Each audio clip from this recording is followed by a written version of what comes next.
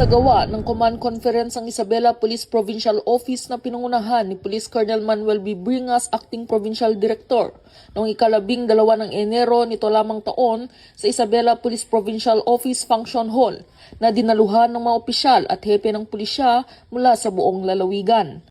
Sa nasabing aktibidad, ginawaran ng Certificates of Recognition ang mga natatanging police units, kabilang ang mga city at municipal police stations at ang Provincial Mobile Force Company bilang pagkilala sa kanilang mahusay na pagganap at operasyonal na tagumpay noong nakaraang taon.